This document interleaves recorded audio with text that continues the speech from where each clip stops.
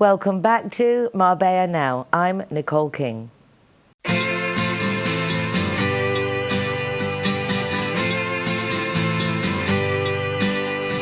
hey, it's a brand new day. Hey, hey, hey, it's a brand new day. Halfway twisted. Welcome back to the programme. Last week we had a great time, I think, watching the United Nationalities of Marbella summit, or at least part of it. At the end of this week's programme, I will be showing you the rest. But to start off this week's show, I would like to introduce you to a very well-known local author. Her name is Joan Fallon. She's written 17 books. She is just amazing, a member of the Costa Press Club, which is where recently I've been bumping into her and had the opportunity to invite her to come to the programme so we can get to know her and her works a little bit better. Joan, I'm a little bit nervous actually because you are quite a celebrity in our local community, and I know lots of people who read your books, which I think adds to the awe, because your scope of writing is so vast and it's a very easy read from what I understand. I'm looking forward to joining into your fan club by being a participant. So welcome to the programme. Well, thank you very much for inviting me, Nicole. It was nice to catch up with you recently at those events, so I'm very happy to be here. The Costa Press Club, I was promoting it in my event because it's so nice. It's the opportunity for people who write, to share information with the public, to actually get to know each other and to support each other. Yeah. I knew one or two people, but I hadn't really socialised with them at all, and I was absolutely thrilled to get the invitation and then to go along to the events. So it was brilliant. Well, it's, as I say, lovely to catch up. I've been looking a bit into saying, for what people tell me, you're born in Scotland, but you've been in Spain for 20-odd years. Yes, about 24 years now. What brought you this way initially? Well, following my daughter, actually. She came out when she was she studied art and photography at the Art College in Reading, and when she finished, she came out to Spain and never went back. And so after a while, when we were thinking about retiring, we decided where should we go. We lived in quite an expensive area to be retired in England. And then we decided, well, the obvious place is to go near Andrea. That's her name. And so we followed her. And that's why we ended up on the east side of Malaga rather than the west, because that's where she was. So, and never looked back? No. I mean, I was always very keen to come. I was more concerned about whether my husband would settle or not, because he had a lot of friends, people he used to play football with and play golf with and that, but he loved it. He absolutely loved being in Spain. And all those things you can do here, I imagine he's made new friends to play football with, new friends to play golf with. Yeah, well, he got a bit old for football, but the golf... there's walking football now. There's a walking football club for people who are that little bit older and still enjoy the football. So maybe he can check that out, because I know all ages are having a ball with that. So maybe the writing, you studied history as a graduate. You then were you teaching history? What was your speciality? Not really. I was teaching in middle schools. I don't think they actually exist in England anymore, but they did at that time. And that was nice because I had sort of 10 to 11, 12-year-olds. So they were still young, but very capable. Very interesting at that age. Yeah, we had a lot of fun. I remember in one lesson, because the way the school was organised, in the mornings you did the basics, writing, reading, arithmetic and that. But in the afternoon you did project work, and of course I like to do historical projects. And one year I had a class that was about 70% girls, and so we did suffragettes. And I had these girls marching around the school with their banners and votes for women and things like that, and they absolutely loved it. It must be quite, for someone who studies things like that you look at the detail in what's happening in history. how do you feel about the ambitions of the youth of today? Because I know when I was a little girl, it was the Golden Mayors, and you look at the suffragettes and the Yes. first person to fly, a woman to fly a plane, and Yeah. suddenly now it's like our objectives are just more selfies and things. I personally find it Yes. worrying. Well, there probably were always girls like that anyway, that just wanted to look lovely, and but then they come to a point in their life where they start looking at things much more seriously. So no need to worry, really. This is just No. history repeating itself. Oh, absolutely. I think, for better or worse, people don't seem to learn anything from history. It really is surprising. You write fiction and non-fiction. Yes. I'm fascinated by your fascination for the Spanish Civil War, Moorish Spain, because those are very emblematic and very emblematic eras, and obviously I learned them at school. But it's lovely to see that there is a different take on it from a different perspective that you put in Yes. your novels. Yes. Well, in fact, I've only written one non-fiction book, and the rest have all been novels, because I really enjoy writing fiction. But I like it, well, especially when it's historical, I like it to be based in fact.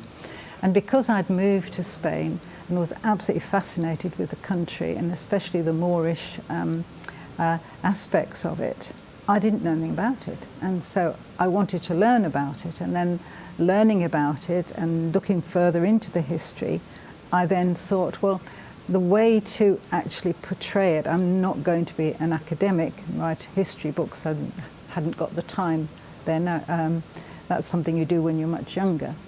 So I thought I'll put it into a novel, because the thing about historical novels is that you hope the reader is there with the characters and almost experiencing what it was like to live in Cordoba in the 9th century,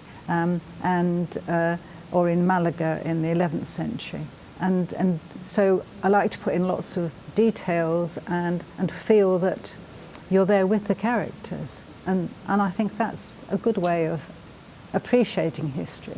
It does, it makes it easier. I loved when our English teacher, when we were doing our A-levels, would take us to London to see the plays, the theatre Yes. of the books or of the plays that we were studying, and it just gives it that different perspective that you can appreciate Yes. from the inside. Exactly, because I mean, the traditional way, when I was at school and they teach you lots of dates and events and battles and things, well, yes, it's got a certain value, but you leave it without a sense of what the place was like, you know. And if you do lots of research, you can find out all sorts of things behind events. When I wrote about the Civil War, I focused on Malaga, and this was because a Spanish friend, started talking about it, and I knew nothing about the disbanda and the sort of exodus of people all the way from the end of the coast here to Almeria. And so when I started researching it, it's amazing what you can find. I found this book by a journalist called Arthur Kustler, who came to sort of look at things, and he kept a notebook and then published it as a book in 1937, which was the same year that I was looking at, because that's when Malaga was really suffering. And right down to things like the weather and conversations that he had with the militia and the governor and that. And so you could really imagine, you know, what it was. So I was very lucky to find that sort of source material to put into it. When did you realise you had this gift for compiling this information and then bringing it together in something that makes for an interesting and fun read? Yes, well, I think that just developed because I was a teacher at a time when you had to prepare all your own material, so you had to find out things. So you had to be ahead of the kids for a start, and some of them were quite bright, so that kept you on your toes. And then creating things. And but the writing, I'd always wanted to write. In fact, I wanted to be a journalist when I was at school, but various things sort of happened, my life went a different way. And so when I retired and came to Spain after a few years of settling down, I thought that's really what I want to do. Well, you've obviously fallen into exactly where you're meant to be. You have 3 books with you there. Quickly before we finish, the time has flown by. My goodness, sorry. You must have chosen those for a reason, and I believe you're going to give those to me, which is just lovely. I promise I will read them, and very soon. Well, after writing lots of historical fiction, I thought I would write a crime series. For years, my husband, who was very supportive of my writing, would say, you should write a crime series, because he loved crime books. And sadly, he died about 3 years ago. I'm sorry. And I thought, I'm going to write a crime series just for him. And so I started with Sophie is Still Missing. And the thing about this crime series is that it's a female private detective who's half Spanish and half Scottish. And she has her agency in Malaga. So everything happens in Malaga or along the Costa del Sol. Very nice. So, well, we will start there, and then we'll have you come back again when I've read that one. Okay. And we can do a catch-up with the next one. Right. Joan, I'm delighted to have a chance to actually chat with you. You were very well respected and loved on the coast, which is lovely. It's nice that Joan speaks Spanish, que es maravilloso. Are any of your books in Spanish? Yes, they are, but they are only... you can buy the English versions in any bookshop. You might have to ask for it, or online. But the Spanish ones, translations, are only on Amazon online. Okay, so but they're available? They are available. Okay, disponible también en castellano. La autora Joan Fallon, que escribe sobre Málaga, la historia de Málaga, de España en tiempo de los moros, de la guerra civil, pero todo envuelto en historias románticas y de personajes muy identificables. Así que no solamente disponible en inglés, también puedes cogerlo en Amazon. Joan, thank you so much. Thank you. It's been a pleasure. Hasta la próxima. See you soon. Don't go away. Be back in a moment. Hey, hey.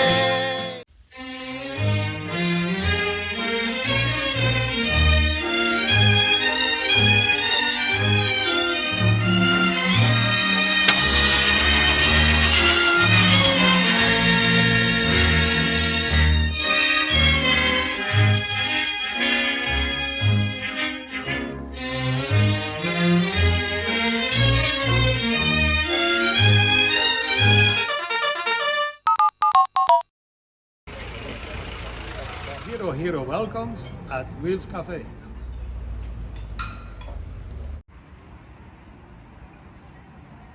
Everyone that comes and wants to join our Zero Hero Association, they will have free non-alcoholic drinks at our venue at any time. Hi guys, Ross here from Hogan Stand. Proud to be a member of the Zero Hero campaign. And we recommend everybody. Nobody drives drinking. Everybody who drives a car doesn't have any alcohol in their system, and we're proud to sponsor the Zero Hero program. We are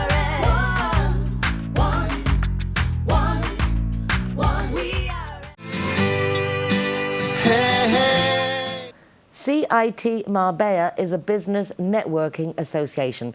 They've just celebrated their annual gala. Congratulations to them for the awards and everybody who received them, and for the magnificent job they do of uniting local businesses.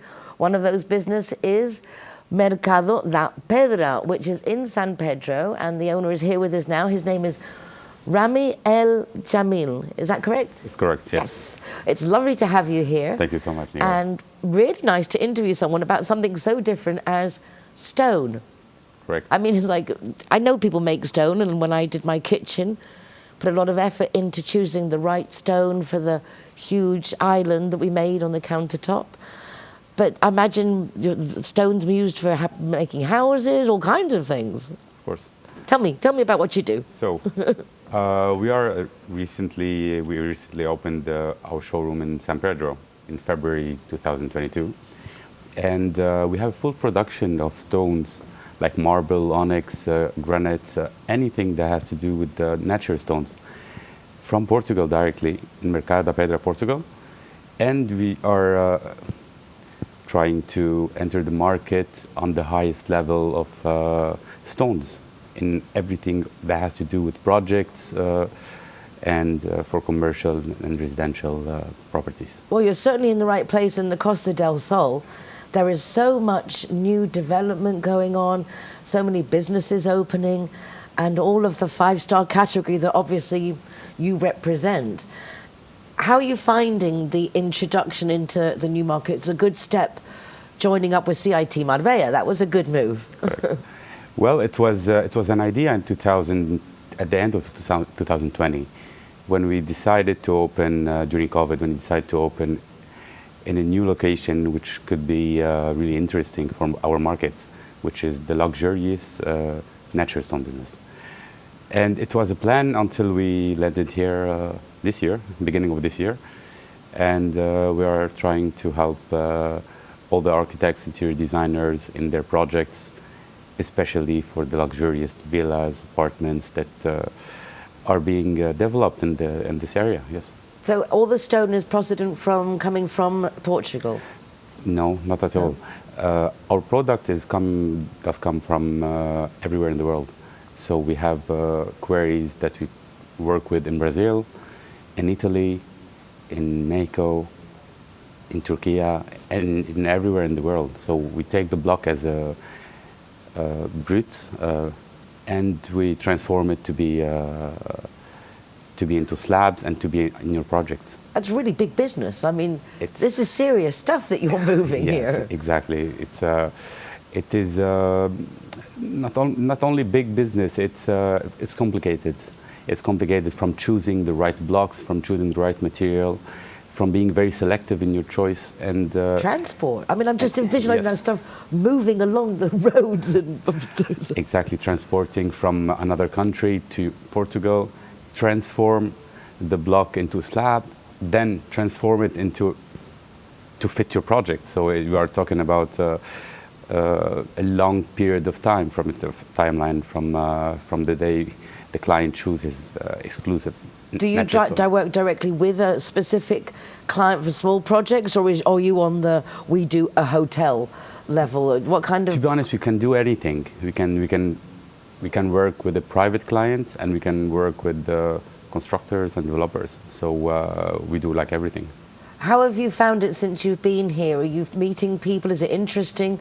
Are people open to something? Because I don't think there are that many people that do your business here, at least on maybe the scale that you seem to. To be honest, yeah, people here are very warm. Marbella is very international, So we didn't have any difficulties to enter the market or to be in contact with any architect or interior designer. So it was very smooth, to be honest. Yeah, it was lovely at the design fair back in September when you were exhibiting, in the sense of seeing just how many professionals there are here that go to our fairs and that look to people locally to do the sourcing for them, to make things easier, which is nice because you're bringing the world here to Marbella for everyone, making it very easy. Correct. To source all those precious stones. I'm more used to talking about these type of little these stones. But it's a fascinating. How did you get involved with this? It's a strange business. Is it a family business? It's not a family business at all, no. I got involved because I used to be part of a quarry in Africa in 2014 till 2018. Then I switched and I moved to Europe, and I started working on projects more and into production until I get to know my partner in Portugal, and we did a joint venture, to start business together. Well, I think it's absolutely admirable. Congratulations. Thanks it's really so much. nice to meet you and to meet someone who does something so completely different, which is nice, belonging to an association like CIT Marbella that connects Correct. people in so many different lines of work. So hopefully one day I'll be able to build a house and contact you and say, With pleasure. Rami needs some stone. Anything else you'd like to share with our viewers? Can we pop along to showrooms? I would love, and I invite everybody to come and visit us and see our exclusive natural stones. And it would be great to teach people how to choose their stones and how to choose quality when they are choosing something for their houses. Because it does, again, going back to my countertop, there was at the time some very new material was out, but my friend who did a whole apartment in the centre of Madrid in it, and then she said she put a wine glass down and that was it. It was absolutely ruined, which is why I thought I'll go back to my style stone. Correct. It's very tricky, and your supplier should treat you and teach you Exactly. the small details of choosing the right material for the right place in your house. Yeah, I was quite surprised that having a design and everything that they wouldn't have pointed out that really wasn't very pretty, but you wouldn't be able to. Some materials are, yes. Yeah, so got to go to somebody who knows, like Rami. Well, Rami, thank you ever so much. Thank you so much. My absolute pleasure meeting you. I look forward to seeing you soon. Thank you. And thank you to CIT Marbella for sending Rami along. Don't go away. Back in a moment.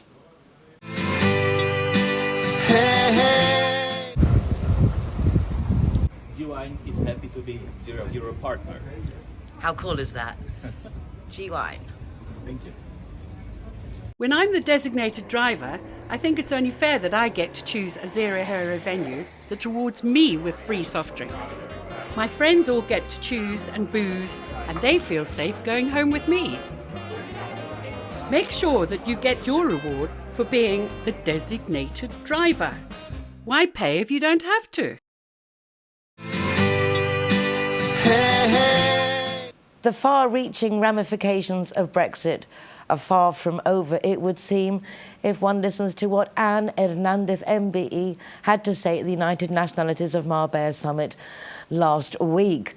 Anne Hernandez is Brexpat Spain and has been instrumental in helping all of us Brits deal with Brexit and everything that that's meant to us, as well as everything we've gone through during COVID. It was a pleasure to have her at the event and talk to everyone. Also to have Charmaine Abouan, who used to be our British consul. Martin Nathan of Talk Radio also said a few words. Maria of the rugby club came up to speak as sponsors of the event and also as an important part of our community, creating community. So you can find out what happened at the rest of the event, having given you most of it in last week's programme. I'm going to go now to the Harbour Restaurant and the recordings for you to share in the rest of what happened at the United Nationalities of Marbella Summit 2022.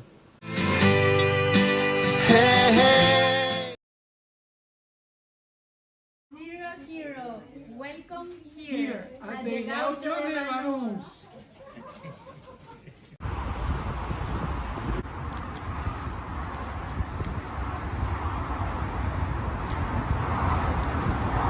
Welcome to Lemongrass, Doña Lola. Thank you very much. Hi guys, Kazakhstan is proud to welcome the Zero Heroes. So come on in and enjoy free soft drinks for anyone who is the designated driver. Thank you, Nicole.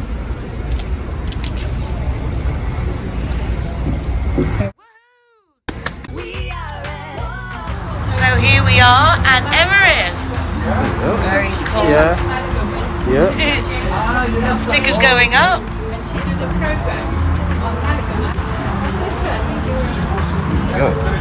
Hi, my name is Govinda. I'm from Everest. Welcome to Zero Hero, to Everest Fusion, to enjoy your cocktails, drinks, and happy hour as well. And food, of course, is delicious. Thank you.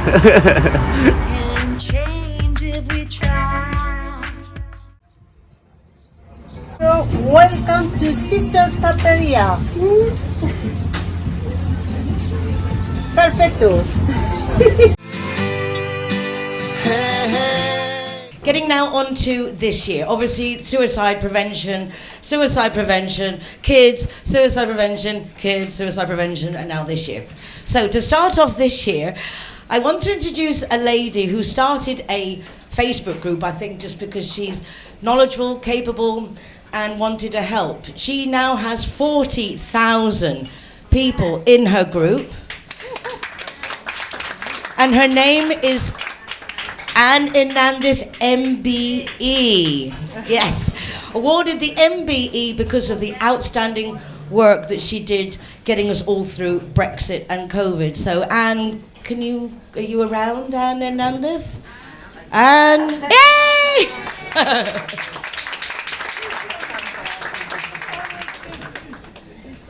I just thought it'd be nice, Anne, to say a few words because she's so involved in the people, the day-to-day, even though she's this big, important MBE person. No, I'm not, and I think Nicole said it all. 6.5 years ago, as a university lecturer, I thought, hey, I can stop working for a year, possibly 2, help a few people, Brits here in Spain, predominantly. 6.5 years later, I'm still doing it. Obviously, I'm now retired, so I can't go back to being a university lecturer. But anybody in the UK that says Brexit is done and dusted, don't believe them. I mean, as Nicole said, it's really important to get communication as well. We must all possibly know a Bob in the bar, and the rumours, misinformation that circulates, and that's basically what we started the association for. And as Nicole said, we now have in excess of 40,000 members throughout Spain and the islands, all of whom we're helping on a voluntary basis, I hasten to add. And we work closely with the British Embassy, with the Spanish authorities. Obviously, we were with the EU, but not so much now because we're no longer EU citizens.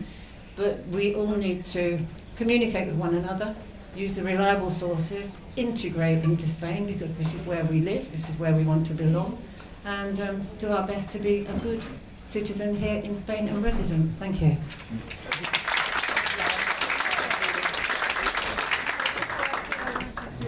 So this year is about communication. I'm going to bring up one of the best communicators I know, and also very, very, very supportive of my United Nationalities events, and that's Derek Langley of the British Chamber of Commerce, an expert in networking, but also in making friends, being normal bloke. So Derek, do you want to just do a quick word?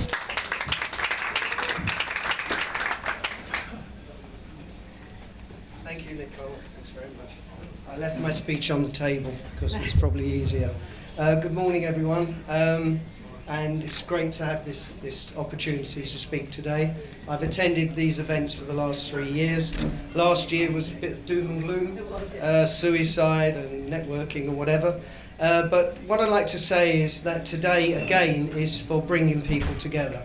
So the British Chamber of Commerce in Spain, we have over 300 member companies with many thousands of members in many regions across Spain, in Madrid, Barcelona, Bilbao, and in Andalusia. In fact, Katia, my intern for the Chamber, sits in Laude School, so we have a very close association there. But in all the regions, there are problems, okay? But if we talk about Marbella, I've been coming to Spain now for over 50 years, or probably more, and I've seen the changes. But for me, from Malaga to Gibraltar, it's a string of fishing villages, basically. Marbella has stuck out and has promoted itself and has become the lead location in Europe now. It's really pushed itself and it provides a very good product. Under that is doom and gloom, because if you go into Marbella, which stretches out to San Pedro, and you go away from the Golden Mile and you go around the back streets, you'll see there's a lot of poverty there. There's a lot of homeless people. Gypsy population is there, which is fine, but it's not good. The other thing about the area is it's a transient community. So foreigners come here. Most of us here are foreigners. We educate our children either in the public system or in the private system. The problems still exist. For the rich people, there's no communication with their children, okay? This leads to isolation. It also leads to the problems we've had with suicide, etc. There is nowhere for them to go, as Nicole rightly says, and this is the only way to do this is to bring people together as a community. The Chamber is a community, if you like. We have, like 4,000 people floating around there, all with their problems. But this particular area, Marbella, is very specific, and I've observed what's been going on here for a long time. The transient population coming and going is one of the factors. Nobody actually stays too long. The permanent population here, as Nicole has done, has brought up her children and grandchildren. They face the problems that this area faces. I don't understand why with a wealthy population here, people don't help more. I just don't understand that, personally. So I think it's up to you guys to work together. This is the vehicle for promoting togetherness and community, and I think you should all go for it. Thank you very much.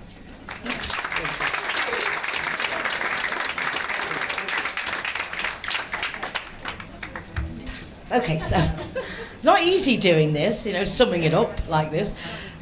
The reason I particularly wanted real estate, press here is because there is certain information that you don't realise, but not sharing with the people who live here and come to live here costs lives. One of the first things is, I've given this little brochure, and in here basically is the ground, the basics that I would ask the media and anyone who's to do with people, even with tourists. The first thing is, and even Maria the other day had someone breaking in her house and she didn't know what number to ring the police. No, this is serious. People die because they don't know how to ring for help. So 112 is the international emergency number. Anyone who sells a home, signs a notaria escritura, does anything, signs someone into a school, it should be on the basic information of every police website. I don't care if it's radio, TV, newspapers, town hall, cost to women, cost to men, everyone, AAA, anything. 112 is the emergency number. Yes, we now have the police and the local police, but 112 will do it. You want to share more? Go for it. I've also included 2 major suicide prevention lines. There really aren't anything 365 24/7, which was what last year was about, raising money for La Barandilla, because they can't be 24/7. But now, in election year, the Red Cross has opened up a suicide line. Don't know how long it will last, but it's 024. So that one is a good one, 24 hours, and in theory with languages. I haven't rung to try it out, but that would be a good one. Then we also have the Samaritans, which are from 10 a.m. to 10 p.m. But these numbers, since last year's event, on the end of every single email, I just have a little text that's got suicide prevention helpline numbers. Because you never know who might be having a bad day. So there are little things we can do. It was a suggestion somebody made at the event last year, so I did it. I don't know if anyone else did, but all we can do is our little bit. So this page of numbers, please, at least the 112. I can't tell you how many people have been fined because they take out their rubbish at the wrong time. Real estate, notaries, you don't have to let people come and be ignorant to the laws, because in Spain, ignorance is not an excuse. Please do, if you can, just give basic information that you will be charged fine big money if you don't obey the rules. And that goes for poops. And also there's a number there if you're throwing out furniture that they can pick it up so we don't dump it on the road. Most important, please watch my TV show. All I do is interview people like you so that we can learn what each other do. It's all behind the scenes, and it's just to help us get to know each other, basically. That's all it is. How can we share our messages? But if you can like, share, and follow, it just makes it easier when we do these things. My sponsor, so happy, Kern, thank you so much. Thanks to the sponsors this year, we are going to be able to follow on with the Zero Hero projects and have someone working on it, because it's taken off so well, which is wonderful, but it's now like a separate business. Next year's event, I hope you will be there in April, because as Anne said, Brexit is far from over. There is a lot of stuff going down. It's election year next year. I think we need to get together. We're going to have career opportunities. The town hall will be there, and Remedios, our wonderful foreign councillor, has arrived, so we'll have her at the end as opposed to the beginning, but thank you for coming, Remedios. Hola. So next year's event, please, and if anyone would like to join on sponsors, you're all very welcome, because as I say, I promise you, your money is going to good use. My amazing sponsors who just believe in me, they don't ask me for numbers, they don't ask me for statistics, they just say, well done. I send them what I'm doing. I love it, because they care. And I only phoned them the first time after the first year's event, because actually Marie Noel from Marina. I said, well, once I know what they want, then what do I do? She goes, then you find a big company to help you do it. And that's what I've done. And they have lived up to helping people. They live up to their word. And then this is the crux. Really, I lived in Charleston for a few years when my kids were at university. And it's prone to hurricanes. And they have a system that when something happens, everybody is informed. I call it the tsunami effect. We don't have that in Marbella. If anything happens here and you want to tell people, you have to speak to 900 people to tell those people. And that's not feasible. So, being in a community that is very competitive, let's just put it there, nobody wants to share other people's information. So I kind of think, again, I found a way to help you guys promote everything you do by sending it to the town hall. They have an amazing foreigners department. I mean, really, they are there just to help us, and they do. So we've now just made an English email, which is info.foreignresidents@marbella.es. If you sign up to that, not only will every 2 weeks they let you know what's going on, but you can tell them what you're doing, and they will send it to everyone in that newsletter. So suddenly you have a way of reaching people. And above all, God forbid anything happens like it did in 2020, or a tsunami's on its way with 14 earthquakes a day in Africa across the way, at least they can tell us. So it's really, I think, self-preservation, and it doesn't step on anyone's toes. We're not losing a sponsor or an advertiser or a client. It's not in anyone's deficit to sign up to the Town Hall Foreign Residents newsletter. They also now, Uncle Liz has launched a WhatsApp number. So if you would like to get direct link to the cultural events that are going on, you can sign up to this WhatsApp group and you will receive updated information, and a link goes through to the tourism website, which is also very, very complete. Then another thing I thought I would mention is we do have a press club. And in fact, I've met some awesome people through our press club. And apparently 3 years ago it wasn't so impressive, but it is changed, and they've been going for 20 years, and they really are welcoming people. So for anyone in media and press, I would recommend joining. It's like €20 a year, but it just, again, helps us be together, and God forbid something goes down, we can share information.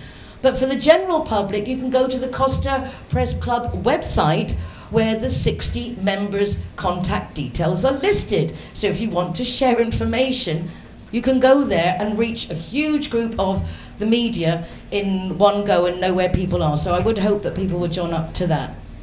And then going back to the page that Charmaine with the British Embassy launched, it is for every nationality, and now it's not just for the over 50s. Supportinspain.info joins together anyone, any service for the over 50s, but also for the vulnerable and welfare. So if you have an association or something that deals with that, please make sure they have your details, so that instead of like, oh, I don't know where to send someone, you can just say, hopefully soon, go to supportinspain.info, because there you will find the support you need. But in all that to really work, we have to make sure that we register our businesses or our support services with them, and that then we reference it. And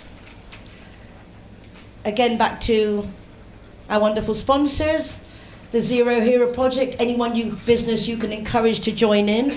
It's a positive way of reinforcing road traffic safety. I kind of think I've covered it all, except for introducing our most amazing foreign town councillor. Remedios Bocanegra, por favor, si no te importa.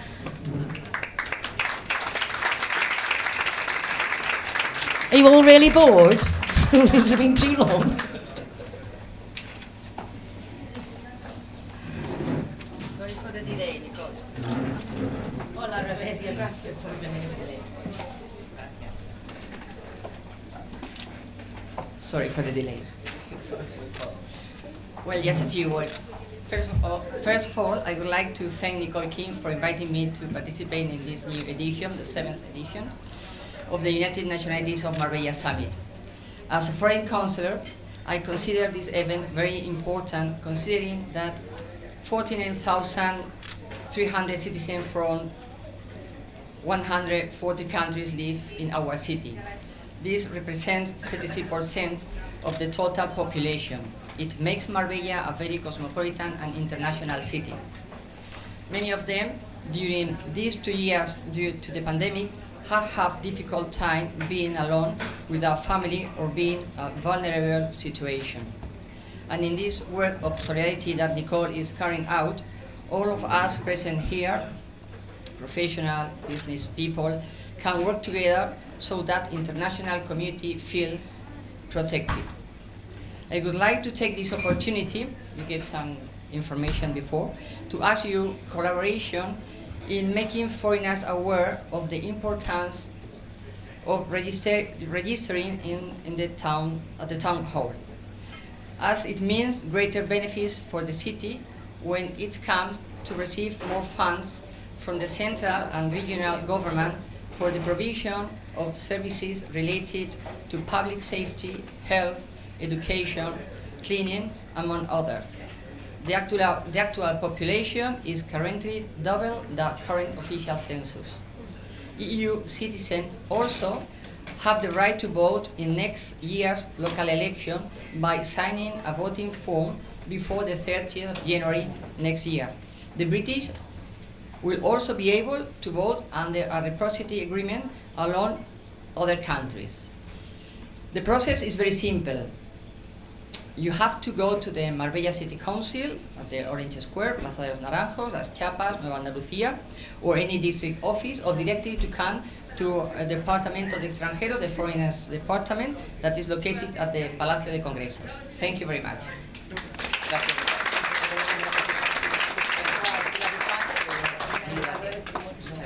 Before I finish, I would actually just like one more thing, and that's just to invite my sponsors if they'd like to come up and say a few words, because I really couldn't be more grateful, because as I say, we're going to do great things. We're going to actually move things along. Kern, would you like to kick things off? And this is it. Well, then we could have lunch.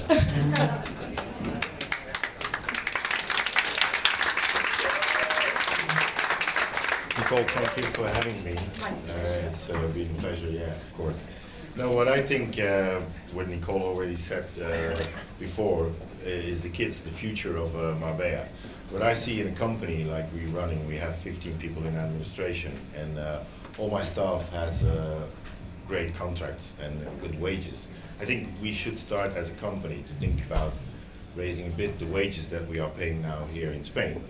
I have an example. A daughter is studying in Madrid, and she's saying to me, well, if I finished my master in Madrid, I'm going to work in another country, because Spain is paying most half of what they can get in another country. So I think as a company, and all the companies who are here, and you can look into it, people saying that I'm even stupid in Spain because I have people working for 1,700 net a month. And as I said, we have 15 people, and they are administration. And I see the wages that they pay at other companies. And believe me, there is money to earn in real estate. And we are building, we are doing refurbishments, we are doing a bit of everything.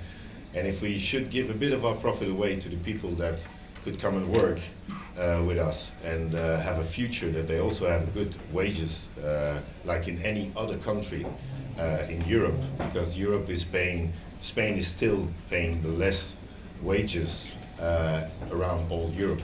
And I think as a business that's very important. And of course I'm giving away of my profits, but I don't mind, because the profits here in real estate is really, really great if you see the other sides of the country. And we do pay a lot of tax, so I keep my staff with contracts, so I pay a bit less staff.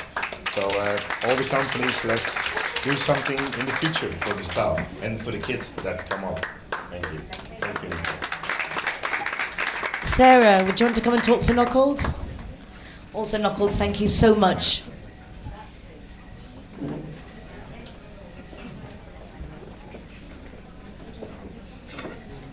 hello everyone.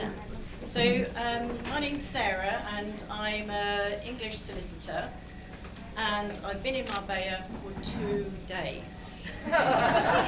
Welcome. Yeah. And And coming out, I was thinking, I don't know, what's it going to be like after Brexit? And I have discovered that I'm actually quite boring. I didn't run off to a hotel at 16, 5-star or otherwise. I work in a town which is near Stansted Airport, and I've been practicing for over 30 years. And so this is an adventure. And one of the things that's really struck me is how exciting it is and how vibrant. And we've opened an office in Estepona, and it's been open for about 3 months, I think. And I've met Flor, who's our lawyer, Spanish lawyer here. Hello, and everybody. I've been struck by how incredibly passionate and professional Flor is, and how very much involved she is with the local Estepona community. Born and bred. I've seen her where her mum lives, and I've seen her dog. So Lily, plenty of scope there, I think you'll find.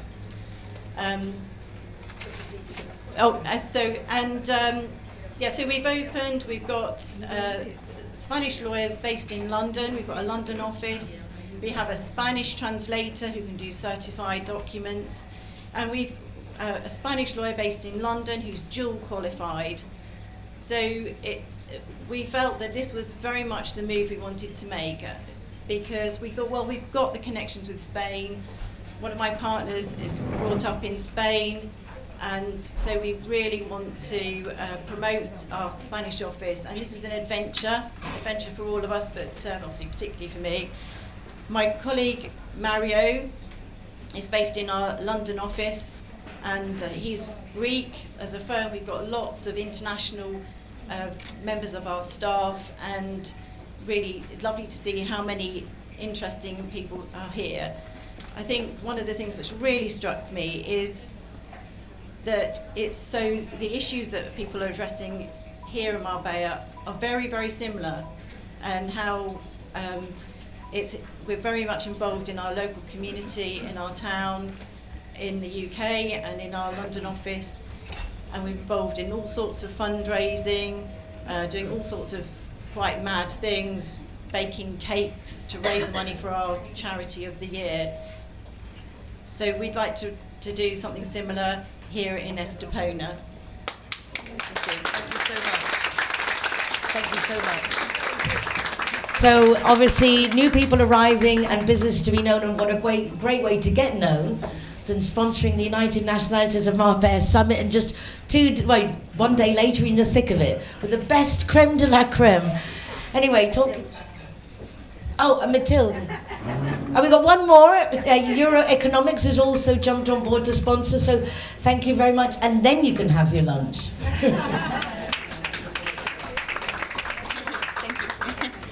Hello, good afternoon. I'll keep it short so that you'll be able to enjoy your lunch now. My name is Mathilde Bos. I'm here on behalf of Euro Economics.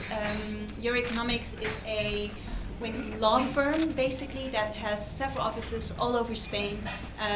One of the locations is our office in Marbella. We don't only do the traditional legal work in terms of real estate, but we help all foreigners with anything basically that they need in terms of foreigners who wish to live in Spain, work in Spain, or also exercise professional sport in Spain. So that is what we do. I'm very impressed by everything I've heard here today, and to hear about all these wonderful initiatives that you have, this community, the charities. I thought of how could Euro Economics support this. I think mostly through our network. We have a lot of clients who decide to come to Spain, sometimes to buy a property, but also to start businesses here and to We've also noticed that due to COVID, we see these digital nomads, people who decided to come and stay here in Spain, and I think they are always looking also for a support system. We create long-term relationships with them, and that also involves that they ask us questions for helplines. How can we support them? What kind of resources are there around here for them to build up their lives here? And I think you've all given a lot of input for that, and we'll spread the word among our client base. Thank you. Thank you. And to finish, I have to pass the microphone to someone who always has to have the last word, Martin Nathan.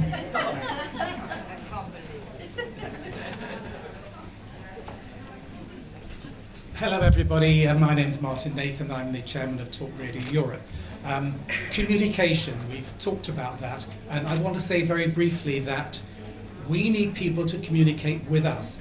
People are used to writing to the local press if they've got information that they want to transmit, but they forget that we as a radio station need the information to come to us directly. We don't want to pick it up from the press when it's old news, and there's lots of things that we can do to help organisations. We're passionate about charities, we're passionate about the communities in our broadcast areas, and we are the largest radio station throughout the whole of southern Spain, in Costa Blanca, the Ibericas. But we need the information and we need the communication from the people here, their companies, what you're trying to do for people. Give us directories. We'll advise the listeners of where they are, where they can find this information. But we have not got the resources at the time to go hunting for this raw information. We need it to come to us. info@tre.radio will reach us. Thank you very much.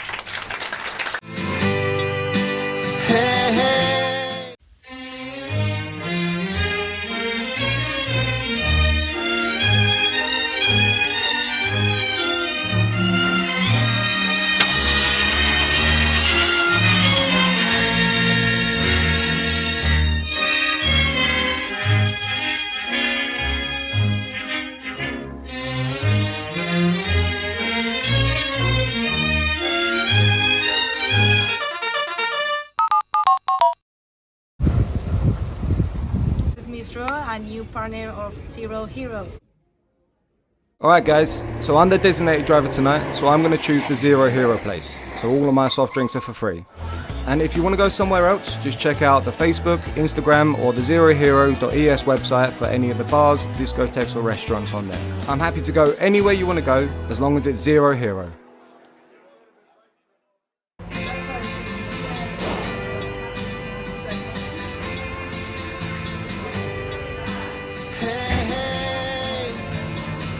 It's a brand new day. Zero Hero, welcome to the Secret Garden. We welcome you. It's a brand new hey. Well, my name is Juan Carlos. I'm a friend of Nicole. This is not for the event, it's for Nicole. I want to be grateful for the work she's doing. And I was just sitting down there, and I'm sorry about my English is pillow talk. So, if you don't understand some words, well, anyway, I was just thinking there, how can I just put an example of the work that she's doing? And then I thought, eggs with bacon. Eggs and bacon. Yeah, eggs and bacon. Why?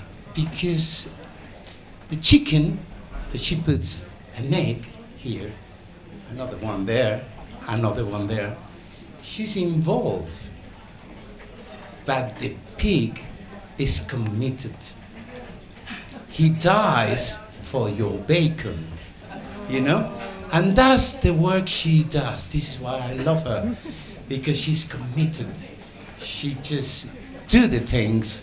She moves the people, and she moves all of us to come here. So, thank you.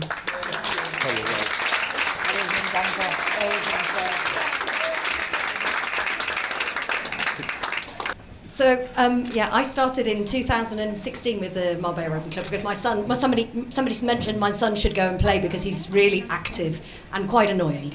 Anyway, he loved it right from the first moment, and I started helping out, eventually becoming a volunteer, and I've been there now on the management board. And there's something that is wonderful about the club, and I've been here for 19 years now, and in those years, the 8 years that I've been at the club have been like the best time of my life because there's a real community spirit and children feel like it's their home, and I feel that there's something that's kind of missing that we were talking about earlier, which is a sense of belonging. And the club gives these children a sense of belonging. And, going back to the issues with bullying, I had something very close to me happen with bullying. And bullying these days now is actually something that happens on mobile phones. It doesn't even happen in person anymore.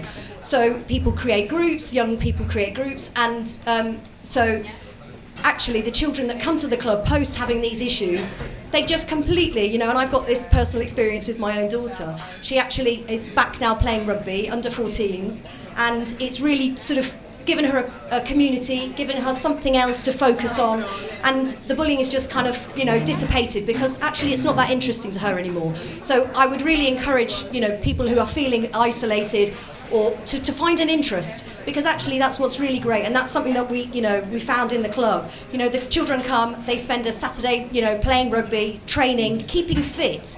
Mentally, it's really important for the children to keep fit and to maintain a different life that isn't just about sitting and looking on a screen. It's about being out in the open air and enjoying themselves and being part of something and belonging to something. And I welcome, it's not a private club. Saturdays, we're there nearly every night training from basically under 18s. We've got seniors, so we've got adults, we've got vets even, under 18s to children, Nicole's granddaughter, 3 and 4. So they go through the whole age group, and we have a lot of international clubs who want to come to Marbella. And that's something that I deal with because the weather's so amazing. They don't get this kind of climate anywhere else. So, it's a place to be enjoyed by everybody, and I would encourage everybody to come along. You can get food there, beer, lunch, and just sitting out in the sunshine, and you're out, in the open air somewhere which is safe. So I'd really, recommend you to come, and it's all about community, and this is what this is all about. So thanks so much everybody for coming, and enjoy dinner or lunch even.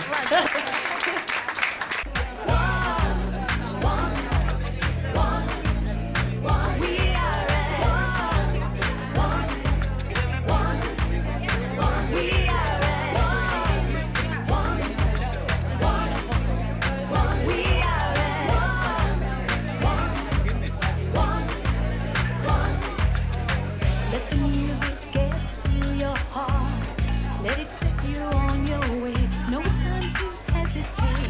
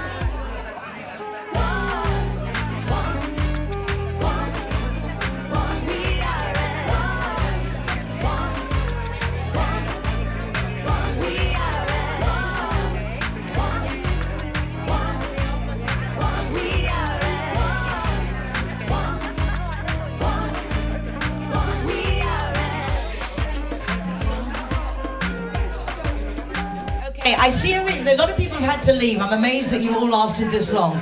But before you go, just one last thing.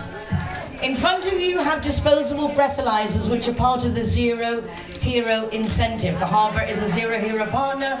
The casino, Secret Garden in Mijas Pueblo. Loads of great places. Go to zerohero.es.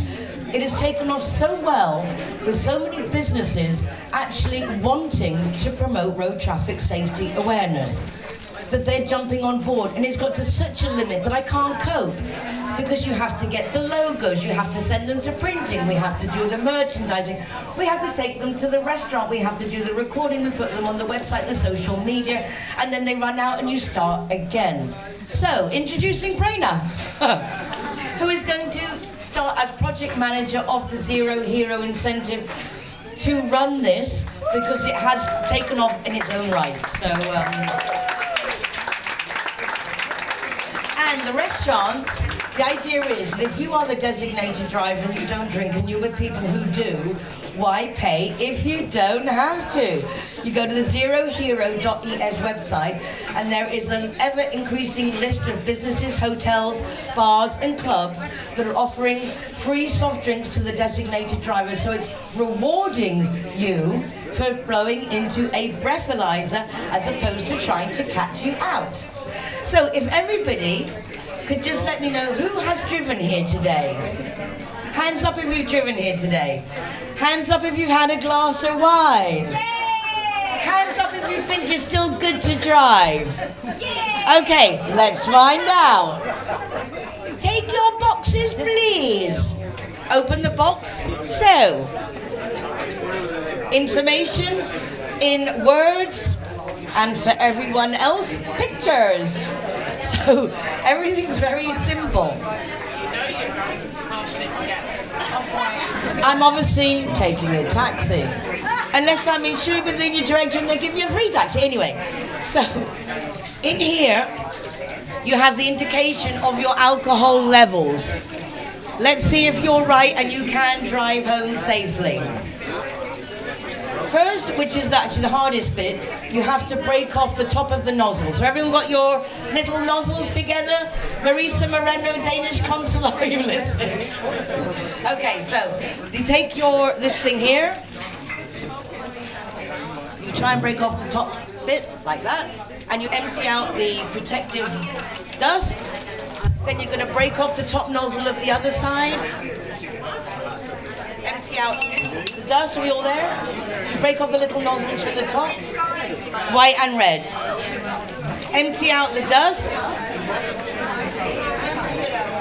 Then you take your bag. Take your bags, please. Everyone take your bags.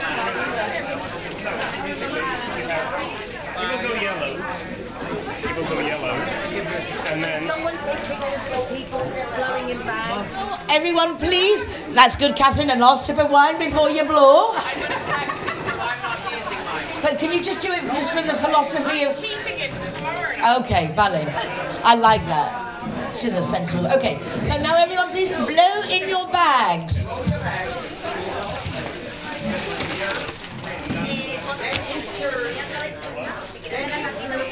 Once bag is blown, you take the white side of the nozzle and you place it into the white nozzle of the white bag. And now, as if by magic, when I squeeze this,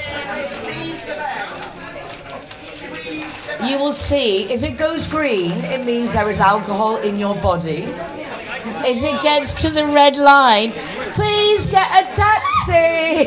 Because I've had 1.5 glasses of wine and it's already right on the green. So yeah, I'm not good to go. Who is good to go and they've been drinking? Who isn't good to go and who's been drinking according to this?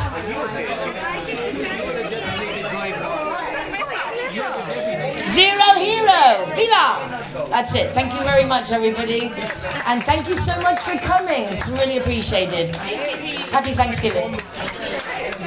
A Merry Christmas and a Happy New Year.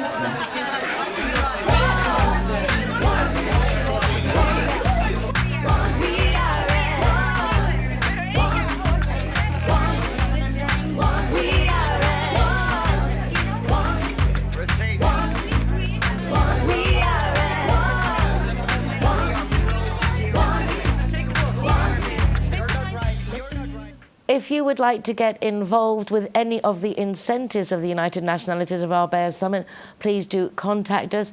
And if you're interested in becoming a Zero Hero partner, do let us know that as well. As you can see, everyone had a lot of fun trying the breathalyzers at the event. And there were a few surprises of people who thought they were fit to drive, but got to see the proof otherwise. That's it for this week. Do take care of yourselves, be nice to each other. And remember, you can share the recordings of the programme with your friends on social media. You can access recordings from the rtvmarbella.tv website, or you can go to my website, nicoleking.es, with an easy link through to the RTV Marbella page, also to my Marbella Moments column in the Euro Weekly News and the Zero Hero website. Hasta pronto, see you soon. You'll open up your